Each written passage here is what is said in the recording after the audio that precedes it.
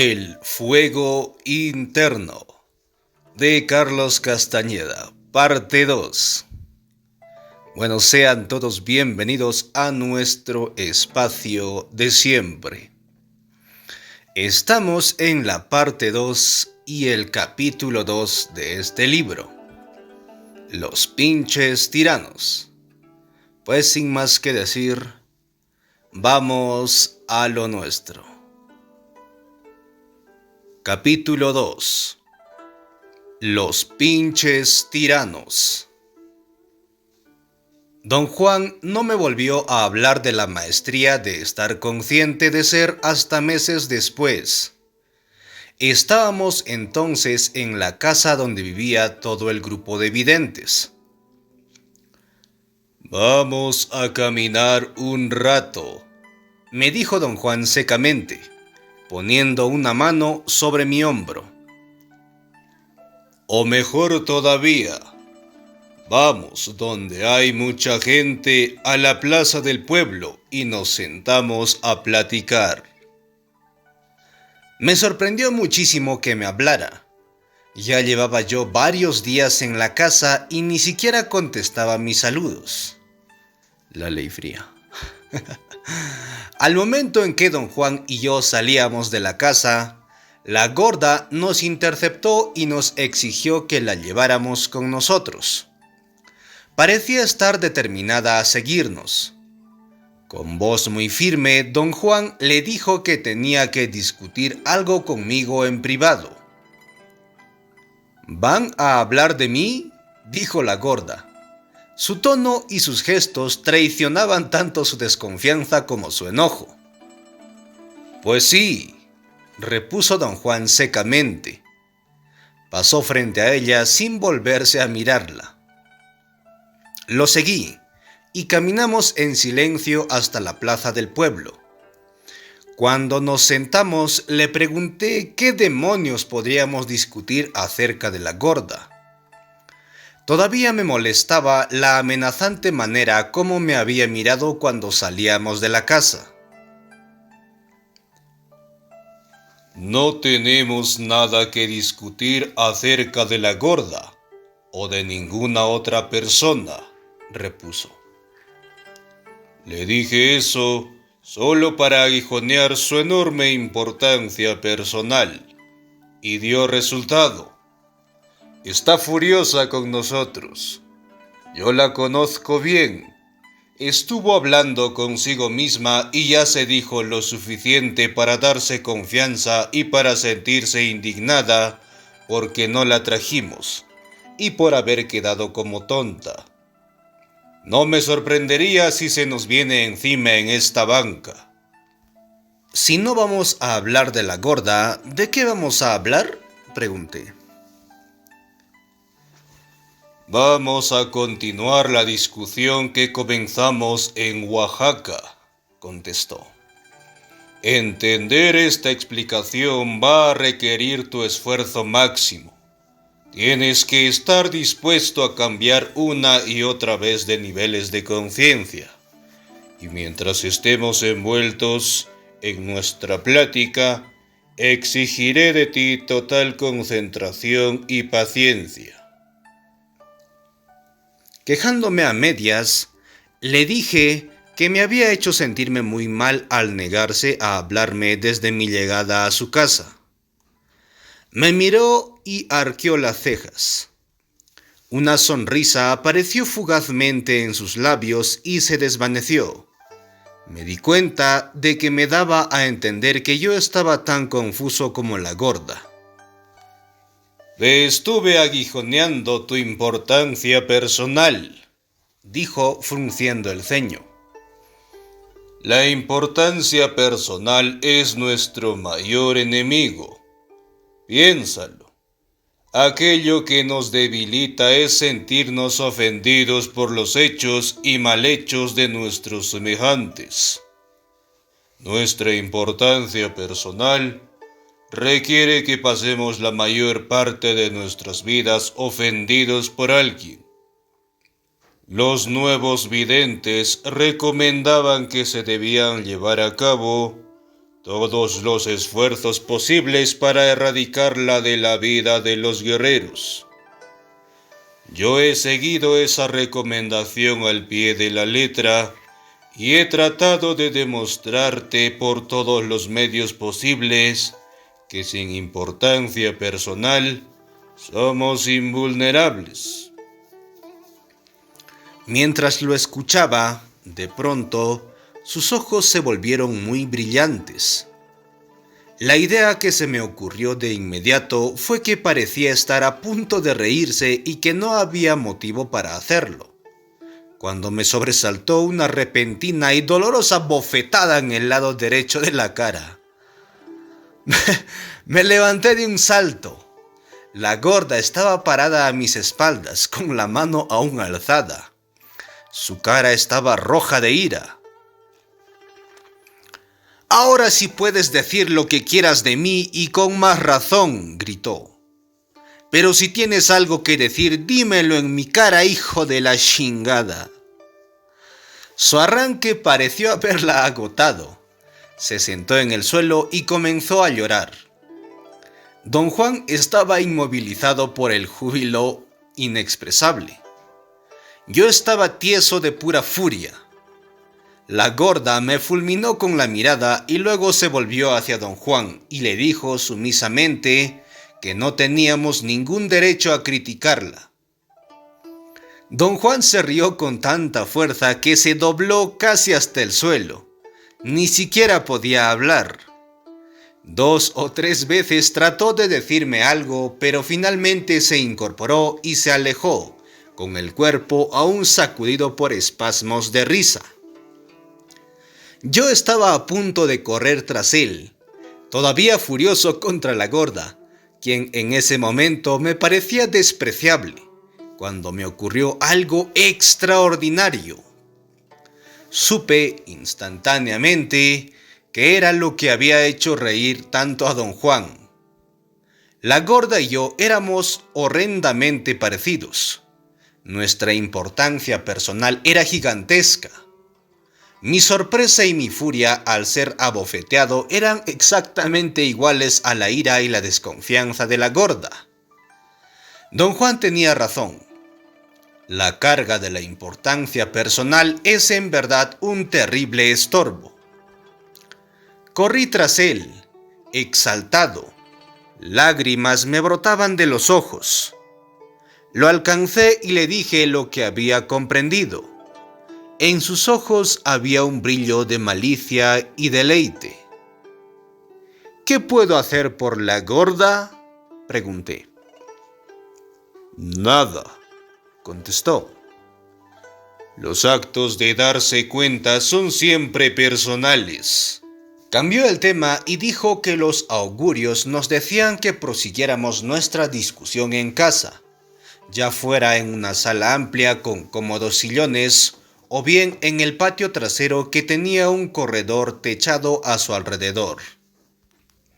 Dijo que en cada ocasión que llevara a cabo sus explicaciones dentro de la casa, esas 2 áreas quedarían vedadas para todos los demás. Regresamos a la casa. Don Juan le contó a todos lo que había hecho la gorda, el deleite de los videntes y las bromas que le hicieron al respecto. Aumentó el desasosiego de la gorda. «La importancia personal no puede combatirse con delicadezas», contestó don Juan cuando expresé mi preocupación acerca del estado de ánimo de la gorda. Pidió luego a todos que abandonaran el cuarto. Nos sentamos y don Juan comenzó sus explicaciones. Dijo que los videntes antiguos y nuevos se dividen en 2 categorías. La primera queda integrada por aquellos que están dispuestos a ejercer control sobre sí mismos. Esos videntes son los que pueden canalizar sus actividades hacia objetivos pragmáticos que beneficiarían a otros videntes y al hombre en general. La otra categoría está compuesta de aquellos a quienes no les importa ni el control de sí mismos ni ningún objetivo pragmático, Se piensa de manera unánime entre los videntes que estos últimos no han podido resolver el problema de la importancia personal. La importancia personal no es algo sencillo e ingenuo, explicó. Por una parte, es el núcleo de todo lo que tiene valor en nosotros, y por otra, el núcleo de toda nuestra pobredumbre. Deshacerse de la importancia personal requiere una obra maestra de estrategia. Los videntes de todas las épocas han conferido las más altas alabanzas a quienes la han logrado. Me quejé de que, aunque a veces me parecía muy atractiva la idea de erradicar la importancia personal, me era realmente incomprensible. Le dije que sus directivas y sugerencias para deshacerse de ella eran tan vagas que no había modo de implementarlas. Estoy cansado de repetirte, dijo, que para poder seguir el camino del conocimiento, uno tiene que ser muy imaginativo. Como lo estás comprobando tú mismo, todo está oscuro en el camino del conocimiento.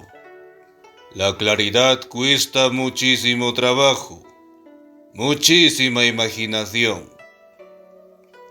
Mi zozobra me hizo arguir que sus amonestaciones sobre la importancia personal me recordaban a los catecismos, y si algo era odioso para mí era el recuerdo de los sermones acerca del pecado. Los encontraba yo siniestros. Los guerreros combaten la importancia personal como cuestión de estrategia, no como cuestión de fe, repuso. Tu error es entender lo que digo en términos de moralidad. Yo lo veo a usted como un hombre de gran moralidad, insistí. Lo que tú estás viendo como moralidad es simplemente mi impecabilidad, dijo. El concepto de la impecabilidad, así como el de deshacerse de la importancia personal, es un concepto demasiado vago para serme útil, le comenté. Don Juan se atragantó de risa, y yo lo desafié a que explicara la impecabilidad. La impecabilidad no es otra cosa que el uso adecuado de la energía, dijo. Todo lo que yo te digo no tiene un ápice de moralidad. He ahorrado energía y eso me hace impecable. Para poder entender esto, tú tienes que haber ahorrado suficiente energía, o no lo entenderás jamás. Durante largo tiempo permanecimos en silencio. Yo quería pensar en lo que había dicho. De repente comenzó a hablar de nuevo. Los guerreros hacen inventarios estratégicos, dijo. Hacen lista de sus actividades y sus intereses. Luego deciden cuáles de ellos pueden cambiarse para de ese modo dar un descanso a su gasto de energía. Yo alegué que una lista de esa naturaleza tendría que concluir todo lo imaginable. Con mucha paciencia me contestó que el inventario estratégico del que hablaba solo abarcaba patrones de comportamiento que no eran esenciales para nuestra supervivencia y bienestar. Yo aproveché la oportunidad para señalarle que la supervivencia y el bienestar eran categorías que podían interpretarse de incontables maneras. Le arguí que no era posible ponerse de acuerdo sobre lo que era o no era esencial para nuestra supervivencia y bienestar. Conforme seguía hablando, comencé a perder mi impulso original. Finalmente me detuve porque me di cuenta de la inutilidad de mis argumentos. Me di cuenta de que don Juan estaba en lo cierto cuando decía que mi pasión era hacerme el difícil. Don Juan dijo entonces que en los inventarios estratégicos de los guerreros, la importancia personal figura como la actividad que consume la mayor cantidad de energía, y que por eso se esforzaban por erradicarla. Una de las primeras preocupaciones del guerrero es liberar esa energía para enfrentarse con ella a lo desconocido, prosiguió don Juan. La acción de recanalizar esa energía es la impecabilidad. Dijo que la estrategia más efectiva fue desarrollada por los videntes de la conquista, los indiscutibles maestros del acecho, y que consiste en 6 elementos que tienen influencia recíproca. 5 de ellos se llaman los atributos del ser guerrero: control, disciplina, refrenamiento, la habilidad de escoger el momento oportuno y el intento. Estos 5 elementos pertenecen al mundo privado del guerrero que lucha por perder su importancia personal. El sexto elemento, que es quizás el más importante de todos, pertenece al mundo exterior y se llama el pinche tirano. Me miró como si en silencio me preguntara si le había entendido o no. Estoy realmente perdido, dije. El otro día dijo usted que la gorda es la pinche tirana de mi vida. ¿Qué es exactamente un pinche tirano? Un pinche tirano es un torturador, contestó. Alguien que tiene el poder de acabar con los guerreros, o alguien que simplemente les hace la vida imposible. Don Juan sonrió con un aire de malicia y dijo que los nuevos videntes desarrollaron su propia clasificación de los pinches tiranos, aunque el concepto es uno de los hallazgos más serios e importantes. Los nuevos videntes lo tomaban muy a la ligera. Me aseguró que había un tinte de humor malicioso en cada una de sus clasificaciones, porque el humor era la única manera de contrarrestar la compulsión humana de hacer engorrosos inventarios y clasificaciones. De conformidad con sus prácticas humorísticas, los nuevos videntes juzgaron correcto encabezar su clasificación con la fuente primaria de energía, el único y supremo monarca en el universo, y le llamaron simplemente el tirano. Naturalmente, encontraron que los demás déspotas y autoritarios quedaban infinitamente por debajo de la categoría de tirano. Comparados con la fuente de todo, los hombres más temibles son bufones, y por lo tanto los nuevos videntes los clasificaron como pinches tiranos. La segunda categoría consiste en algo menor que un pinche tirano, algo que llamaron los pinches tiranitos. Personas que hostigan e infligen injurias, pero sin causar de hecho la muerte de nadie. A la tercera categoría le llamaron los repinches tiranitos o los pinches tiranitos chiquititos, y en ella pusieron a las personas que solo son exasperantes y molestos a más no poder. Las clasificaciones me parecieron ridículas. Estaba seguro de que don Juan improvisaba los términos. Le pregunté si era así. De ningún modo, contestó con expresión divertida. Los nuevos videntes eran estupendos para hacer clasificaciones. Sin duda alguna, Genaro es uno de los mejores. Si lo observaras con cuidado, te darías cuenta exacta de cómo se sienten los nuevos videntes con respecto a las clasificaciones. Cuando le pregunté si me estaba tomando el pelo, se rió a carcajadas. Jamás te haría eso, dijo sonriendo. Quizá Genaro lo haga, pero no yo. especialmente cuando sé lo serio que son para ti las clasificaciones. Lo malo es que los nuevos videntes eran terriblemente irreverentes. Agregó que la categoría de los pinches tiranitos había sido dividida en 4 más. Una estaba compuesta por aquellos que atormentan con brutalidad y violencia. Otra, por aquellos que lo hacen creando insoportable aprensión. Otra, por aquellos que oprimen con tristeza. Y la última, por esos que atormentan haciendo enfurecer. La gorda está en una categoría especial, agregó. Es una repinche tiranita suplente. Te hace la vida imposible, por el momento. Hasta te da de bofetadas. Con todo eso te está enseñando a ser imparcial, a ser indiferente. ¿Cómo puede ser eso posible?, protesté. Todavía no has puesto en juego los ingredientes de la estrategia de los nuevos videntes, dijo.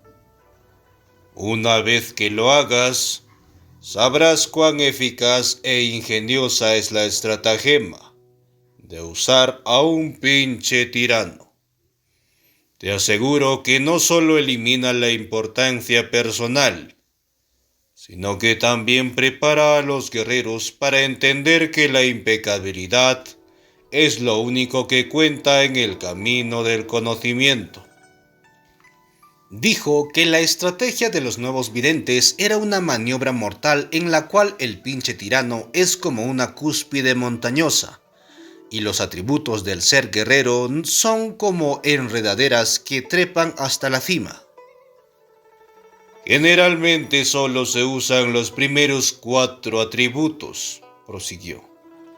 El quinto, el intento, se reserva siempre para la última confrontación, como diríamos, para cuando los guerreros se enfrentan al pelotón de fusilamiento. ¿A qué se debe esto? A que el intento pertenece a otra esfera, a la esfera de lo desconocido.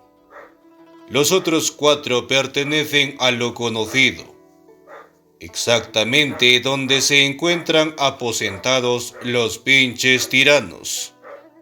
De hecho, lo que convierte a los seres humanos en pinches tiranos es precisamente el obsesivo manejo de lo conocido.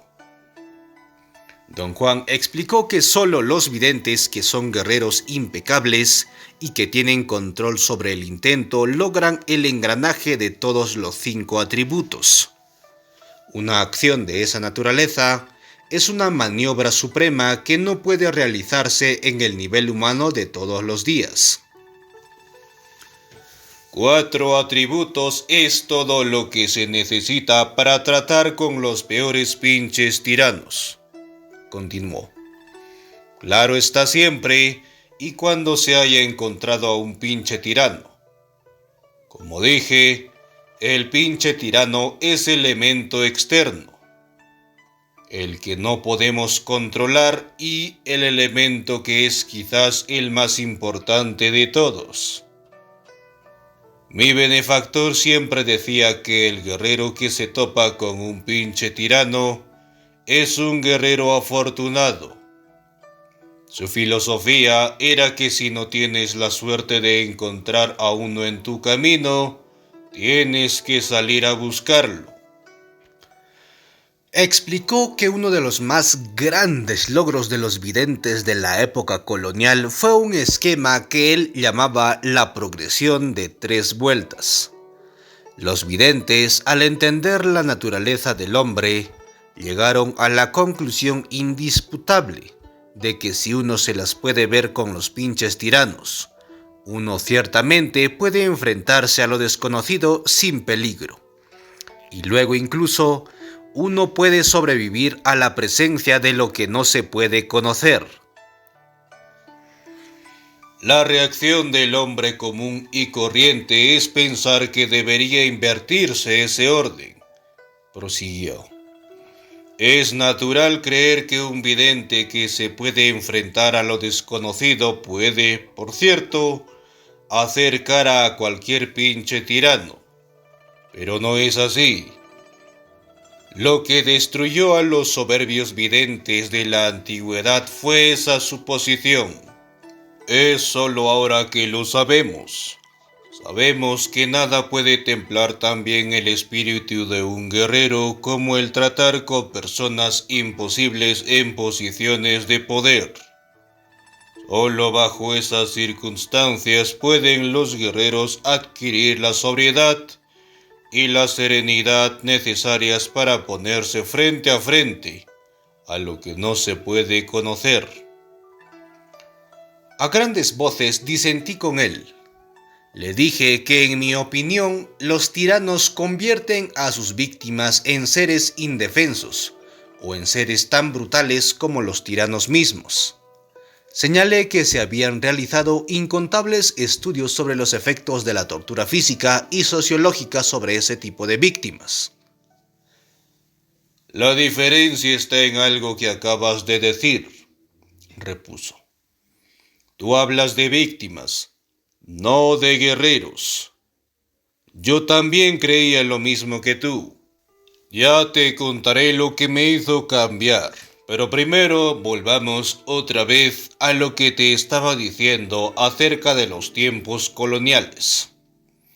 Los videntes de aquella época tuvieron la mejor oportunidad. Los españoles fueron tales pinches tiranos que pudieron poner a prueba las habilidades más recónditas de esos videntes. Después de lidiar con los conquistadores, los videntes estaban listos para encarar cualquier cosa. Ellos fueron afortunados. En aquel entonces había pinches tiranos hasta en el mole.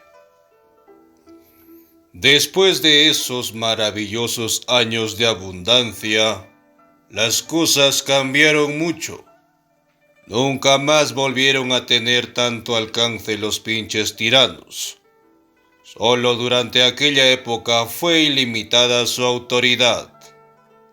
El ingrediente perfecto para producir un soberbio vidente es un pinche tirano con prerrogativas ilimitadas. Desgraciadamente en nuestros días, los videntes tienen que llegar a extremos para encontrar un pinche tirano que valga la pena. La mayor parte del tiempo tienen que conformarse con insignificancias. ¿Usted encontró a un pinche tirano, don Juan? Tuve suerte. Un verdadero ogro me encontró a mí. Sin embargo, en aquel entonces, yo me sentía como tú. No podía considerarme afortunado, aunque mi benefactor me decía lo contrario. Don Juan dijo que su penosa experiencia comenzó unas semanas antes de conocer a su benefactor. Apenas tenía 20 años de edad en aquel entonces. Había conseguido un empleo como jornalero en un molino de azúcar. Siempre había sido muy fuerte, y por eso le era fácil conseguir trabajos para los que se requerían músculos.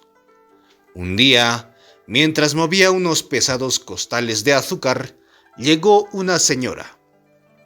Estaba muy bien vestida y parecía ser una mujer rica y de autoridad. Dijo don Juan que la señora quizá tenía unos 50 años de edad y que se le quedó viendo. Luego habló con el capataz y partió. El capataz se acercó a don Juan, diciéndole que si le pagaba, él lo recomendaría para hacer un trabajo en la casa del patrón. Don Juan le respondió que no tenía un centavo. El capataz sonrió y le dijo que no se preocupara, que el día de pago tendría bastante. Palmeó la espalda del joven y le aseguró que era un gran honor trabajar para el patrón. Don Juan dijo que, puesto que él era un humilde indio ignorante que vivía al día, no solo se creyó hasta la última palabra, sino hasta creyó que una hada benévola le había hecho un regalo. Prometió pagarle al capataz lo que quisiera. El capataz mencionó una considerable suma que tenía que pagarse en abonos. De inmediato, el capataz llevó a don Juan a la casa del patrón, que quedaba bastante lejos del pueblo, y ahí lo dejó con otro capataz, un hombre enorme, sombrío y de físico horrible, que le hizo muchas preguntas. Quería saber acerca de la familia de don Juan. Don Juan le contestó que no tenía familia alguna. Eso agradó tanto al hombre que llegó a sonreír, mostrando sus dientes carcomidos. Le prometió a don Juan que le pagarían mucho y que incluso estaría en posición de ahorrar dinero, porque no tendría que gastarlo, ya que iba a vivir y comer en la casa. La manera como el hombre se rió aterró tanto a don Juan que de inmediato trató de salir corriendo. Llegó hasta la entrada, pero el hombre le cortó el camino con un revólver en la mano. Lo amartilló y lo empujó con una fuerza contra el estómago de don Juan. «Estás aquí para trabajar como burro», dijo. «Que no se te olvide». Con mucha fuerza empujó a don Juan y le pegó con un garrote. Lo arrastró a un costado de la casa y, después de comentar que él hacía trabajar a sus hombres de sol a sol y sin descanso, puso a trabajar a don Juan, desenterrando 2 enormes troncos de árbol cortados. También le dijo a don Juan que si otra vez intentaba escapar o acudir a las autoridades, lo mataría a balazos. «Trabajarás aquí hasta que te mueras», le dijo, «y después otro indio tomará tu puesto, así como tú estás tomando el puesto de un indio muerto». Don Juan dijo que la casa parecía una fortaleza inexpugnable, con hombres armados con machetes por doquier. Así que hizo lo único sensato que podía hacer: ponerse a trabajar y tratar de no pensar en sus cuitas. Al final de la jornada, el hombre regresó, y porque no le gustó la mirada desafiante en los ojos de don Juan, se lo llevó a patadas hasta la cocina. Amenazó a don Juan con cortarle los tendones de los brazos si no le obedecía. En la cocina, una vieja le sirvió comida, pero don Juan estaba tan perturbado que no podía comer. La vieja le aconsejó que comiera todo porque tenía que fortalecerse, ya que su trabajo jamás terminaría. Le advirtió que el hombre que ocupaba su lugar había muerto el día anterior. Estaba demasiado débil y se cayó de una ventana del 2.º piso. Don Juan dijo que trabajó en la casa del patrón por 3 semanas y que el hombre abusó de él a cada instante. Bajo la amenaza constante de su cuchillo, pistola o garrote, el capataz lo hizo trabajar en las más peligrosas condiciones, haciendo los trabajos más pesados que es posible imaginar. Cada día lo mandaba a los establos a limpiar los pesebres mientras seguían en ellos los nerviosos garañones. Al comenzar el día, don Juan tenía siempre la certeza de que no iba a sobrevivirlo. Y sobrevivir solo significaba que tendría que pasar otra vez por el mismo infierno al día siguiente. Lo que precipitó la escena final fue la petición que don Juan hizo en un día feriado. Pidió unas horas para ir al pueblo a pagarle el dinero que le debía al capataz del molino de azúcar. Era un pretexto. El capataz se dio cuenta y repuso que don Juan no podía dejar de trabajar ni siquiera un minuto, porque estaba endeudado hasta las orejas por el solo privilegio de trabajar allí. Don Juan tuvo la certeza de que ahora sí estaba perdido. Entendió las maniobras de los 2 capataces. Estaban de acuerdo para hacerse de indios pobres del molino, trabajarlos hasta la muerte y dividirse sus salarios. Al darse cabal cuenta de todo esto, don Juan explotó. Comenzó a dar gritos histéricos, Gritando, atravesó la cocina y entró a la casa principal. Sorprendió tan por completo al capataz y a los otros trabajadores que pudo salir corriendo por la puerta delantera. Casi logró huir, pero el capataz lo alcanzó y en medio del camino le pegó un tiro en el pecho y lo dio por muerto. Don Juan dijo que su destino no fue morir. Ahí mismo lo encontró su benefactor y lo cuidó hasta que se repuso. Cuando le conté toda la historia a mi benefactor, prosiguió don Juan, apenas logró contener su emoción. Ese capataz es un verdadero tesoro, dijo mi benefactor. Es algo demasiado raro para ser desperdiciado. Algún día tienes que volver a esa casa. Se deshacía en elogiar a mi suerte de encontrar un pinche tirano, único en su género, con un poder casi ilimitado. Pensé que el señor estaba loco, pero me tomó años de entender cabalmente lo que me dijo en ese entonces. Este es uno de los relatos más horribles que he escuchado en mi vida, dije. ¿Realmente usted volvió a esa casa? Claro que volví, 3 años después. Mi benefactor tenía razón. Un pinche tirano como aquel era único en su género y no podía desperdiciarse. ¿Cómo usted logró regresar?, pregunté. Mi benefactor ideó una estrategia utilizando los 4 atributos del ser guerrero: control, disciplina, refrenamiento y la habilidad de escoger el momento oportuno. Don Juan dijo que su benefactor, al explicarle lo que él tenía que hacer en la casa del patrón para enfrentar a aquel ogro de hombre, también le reveló que los nuevos videntes consideraban que habían 4 pasos en el camino del conocimiento. El primero es el paso que dan los seres humanos comunes y corrientes al convertirse en aprendices. Al momento que los aprendices cambian sus ideas acerca de sí mismos y acerca del mundo, dan el segundo paso. Se convierten en guerreros, es decir, en seres capaces de la máxima disciplina y control sobre sí mismos. El tercer paso que dan los guerreros, después de adquirir refrenamiento y la habilidad de escoger el momento oportuno, es convertirse en hombres de conocimiento. Cuando los hombres de conocimiento aprenden a ver, han dado el cuarto paso y se han convertido en videntes. Su benefactor recalcó el hecho de que don Juan ya había recorrido el camino del conocimiento lo suficiente para haber adquirido un mínimo de los 2 primeros atributos: control y disciplina. En aquel entonces me estaban vedados los otros 2 atributos, prosiguió don Juan. El refrenamiento y la habilidad de escoger el momento oportuno quedan en el ámbito del hombre de conocimiento. Mi benefactor me permitió el acceso a ellos a través de su estrategia. ¿Significa eso que usted no hubiera podido enfrentarse al pinche tirano por su cuenta?, pregunté.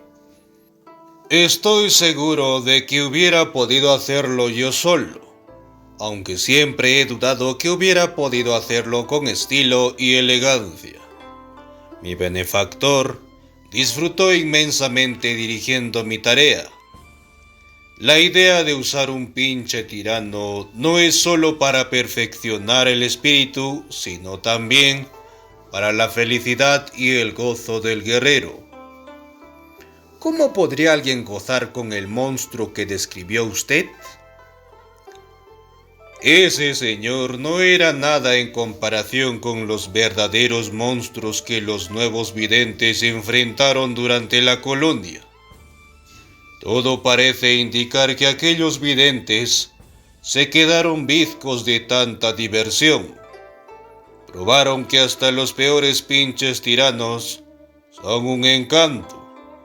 Claro está, siempre y cuando uno sea guerrero. Don Juan explicó que el error de cualquier persona que se enfrenta a un pinche tirano es no tener una estrategia en la cual apoyarse. El defecto fatal es tomar demasiado en serio los sentimientos propios, así como las acciones de los pinches tiranos. Los guerreros, por otra parte, no solo tienen una estrategia bien pensada, sino que están también libres de la importancia personal.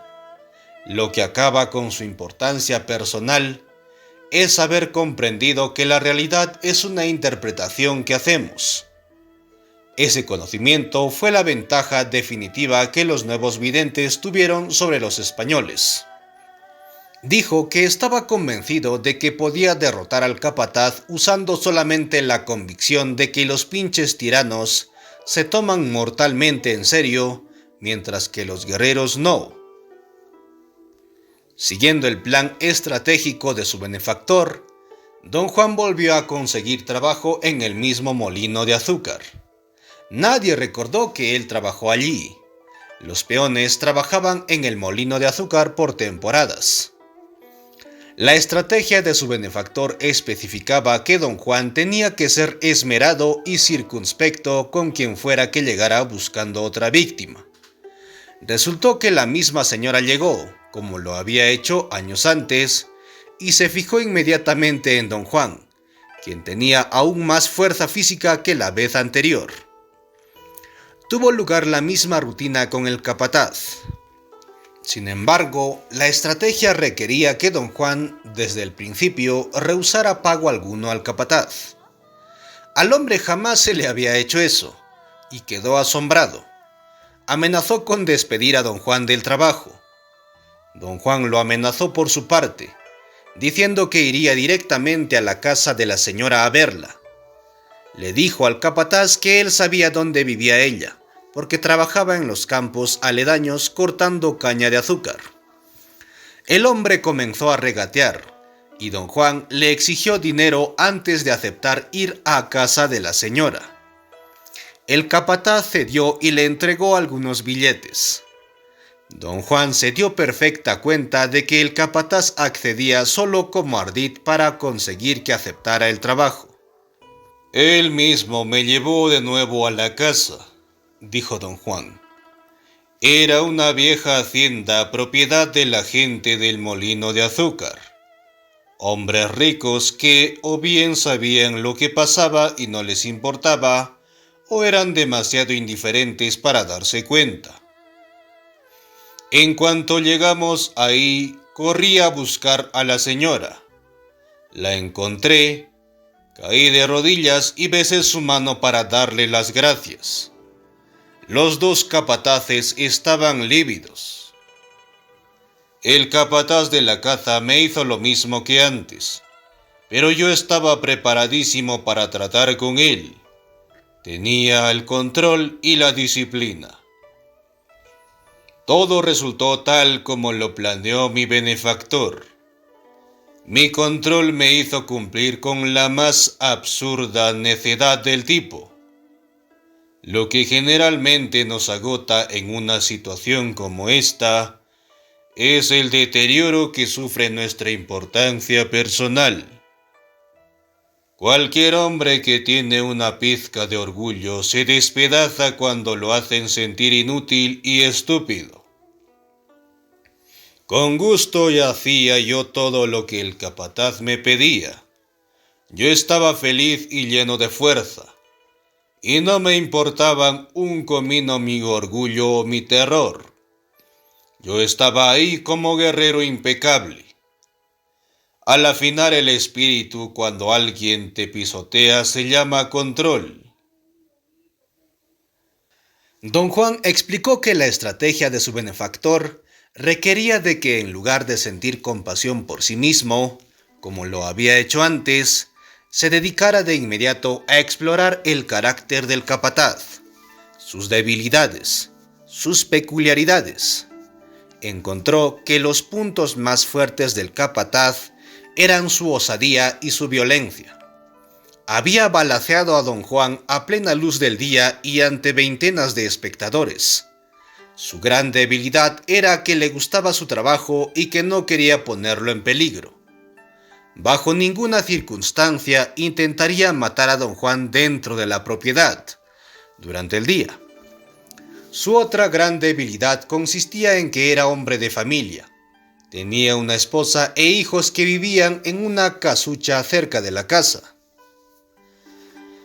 Reunir toda esa información mientras te golpean se llama disciplina, dijo don Juan. El hombre era un demonio. No tenía ninguna gracia que lo salvara. Según los nuevos videntes, el perfecto pinche tirano no tiene ninguna característica redentora. Don Juan dijo que los dos últimos atributos del ser guerrero que él aún no tenía en aquel entonces habían quedado automáticamente incluidos en la estrategia de su benefactor. El refrenamiento es esperar con paciencia, sin prisas, sin angustia. Es una sencilla y gozosa retención del pago que tiene que llegar. Mi vida era una humillación diaria, prosiguió don Juan. A veces hasta lloraba cuando el hombre me pegaba con su látigo y sin embargo yo era feliz. La estrategia de mi benefactor fue lo que me hizo aguantar de un día a otro sin odiar a nadie. Yo era un guerrero. Sabía qué estaba esperando y sabía qué era lo que esperaba. Precisamente en eso radica el gran regocijo del ser guerrero.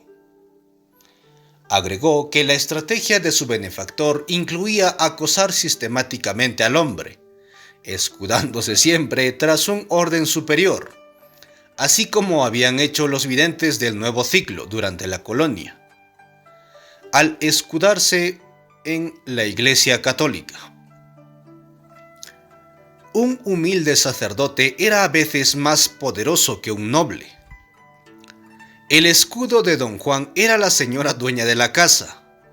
Cada vez que la veía se hincaba ante ella y la llamaba santa. Le rogaba que le diera la medalla de su santo patrón para que él pudiera rezarle por salud y bienestar. Me dio una medalla de la Virgen, prosiguió don Juan, y eso casi aniquiló al capataz. Y cuando conseguí que las cocineras se reunieran a rezar por la salud de la patrona, casi sufrió un ataque al corazón. Creo que entonces decidió matarme. No le convenía dejarme seguir adelante. A manera de contramedida, organicé un rosario entre todos los sirvientes de la casa. La señora creía que yo tenía todas las características de su santo. Después de aquello ya no dormía profundamente, ni dormía en mi cama. Cada noche me subía al techo de la casa. Desde allí vi 2 veces al hombre llegar a mi cama con un cuchillo. Todos los días me empujaba a los pesebres de los garañones con la esperanza de que me mataran a patadas. Pero yo tenía una plancha de tablas pesadas que apoyaba en una de las esquinas. Yo me escondía detrás de ella y me protegía de las patadas de caballo. El hombre nunca supo por qué los caballos le daban náuseas. Era otra de sus debilidades, la más mortal de todas, como resultó al fin. Don Juan dijo que la habilidad de escoger el momento oportuno es una cualidad abstracta que pone en libertad todo lo que está retenido. Control, disciplina y refrenamiento son como un dique, detrás del cual todo está estancado. La habilidad de escoger el momento oportuno es la compuerta del dique. El capataz solo conocía la violencia con la cual aterrorizaba. Si se neutralizaba su violencia, quedaba casi indefenso. Don Juan sabía que el hombre no se atrevería a matarlo a la vista de la gente de la casa, Así que un día, en presencia de otros trabajadores y también de la señora, don Juan insultó al hombre. Le dijo que era un cobarde y un asesino que se amparaba con el puesto de capataz. La estrategia de su benefactor exigía que don Juan estuviera alerta para escoger y aprovechar el momento oportuno y voltearle las cartas al pinche tirano. Cosas inesperadas siempre suceden así. De repente, el más bajo de los esclavos se burla del déspota, lo vitupera, lo hace sentirse ridículo frente a testigos importantes y luego se escabulle sin darle tiempo de tomar represalias. Un momento después, prosiguió don Juan, el hombre enloquecía de rabia, pero yo ya estaba piadosamente hincado frente a la patrona. Don Juan dijo que cuando la señora entró a su recámara, el capataz y sus amigos lo llamaron a la parte trasera de la casa, supuestamente para hacer un trabajo. El hombre estaba muy pálido, blanco de ira. Por el tono de su voz, don Juan supo lo que el hombre pensaba hacer con él. Don Juan fingió obedecer, pero en vez de dirigirse a donde el capataz le ordenaba, corrió hacia los establos. Confiaba en que los caballos harían tanto ruido que los dueños de la casa saldrían a ver lo que pasaba. Sabía que el hombre no se atrevería a dispararle y que tampoco se acercaría donde estaban los caballos. Esa suposición no se cumplió. Don Juan había empujado al hombre más allá de sus límites. «Salté al pesebre del más salvaje de los caballos», dijo don Juan, «y el pinche tirano, cegado por la rabia, sacó su cuchillo y se tiró tras de mí. Al instante me escondí detrás de mis tablas. El caballo le dio una sola patada y todo acabó. Yo había pasado 6 meses en esa casa, y durante ese periodo ejercí los 4 atributos de ser guerrero. Gracias a ellos había triunfado. Ni una sola vez sentí compasión por mí mismo, ni lloré de impotencia. Solo sentí regocijo y serenidad. Mi control y mi disciplina estuvieron afilados como nunca lo estuvieron. Además, experimenté directamente, aunque no los tenía, lo que siente el guerrero impecable cuando usa el refrenamiento y la habilidad de escoger el momento oportuno.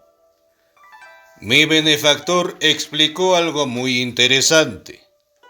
Refrenamiento significa retener con el espíritu algo que el guerrero sabe que justamente debe cumplirse. No significa que el guerrero ande por ahí pensando en hacerle mal a alguien o planeando cómo vengarse y saldar cuentas. El refrenamiento es algo independiente. Mientras el guerrero tenga control, disciplina y la habilidad de escoger el momento oportuno, el refrenamiento asegura que reciba su completo merecido, quien quiera que se lo haya ganado. ¿Triunfan alguna vez los pinches tiranos y destruyen al guerrero que se les enfrenta?, pregunté.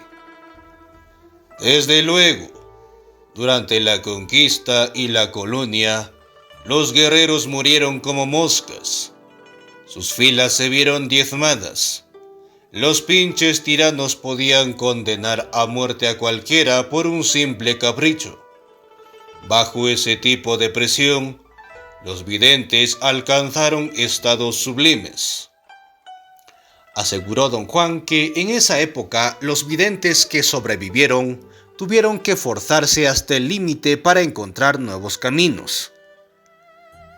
Los nuevos videntes, dijo don Juan mirándome con fijeza, usaban a los pinches tiranos no solo para deshacerse de su importancia personal, sino también para lograr la muy sofisticada maniobra de desplazarse fuera de este mundo. Ya entenderás esa maniobra conforme vayamos discutiendo la maestría de estar consciente de ser.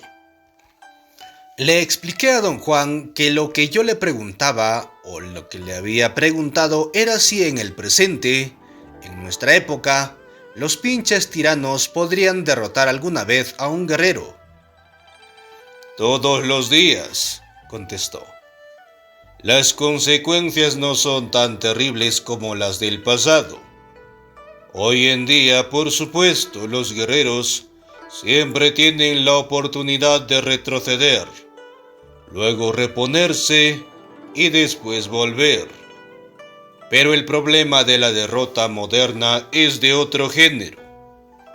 El ser derrotado por un pinche tiranito no es mortal sino devastador. En sentido figurado, el grado de mortandad de los guerreros es elevado. Con esto quiero decir que los guerreros que sucumben ante un repinche tirano son arrasados por su propio sentido de fracaso. Para mí, eso equivale a una muerte figurada. ¿Cómo mide usted la derrota?, pregunté. Cualquiera que se une al pinche tirano queda derrotado. El enojarse y actuar sin control o disciplina, el no tener refrenamiento, es estar derrotado. ¿Qué pasa cuando los guerreros son derrotados?, volví a preguntar. O bien se reagrupan y vuelven a la pelea con más tino, o dejan el camino del guerrero y se alinean de por vida a las filas de los pinches tiranos. Fin de la parte 2 y del capítulo 2. Pues bien, gracias por acompañarnos en nuestros espacios y volveremos con una nueva entrega en una siguiente oportunidad. Y como siempre, saludos a la distancia y adiós.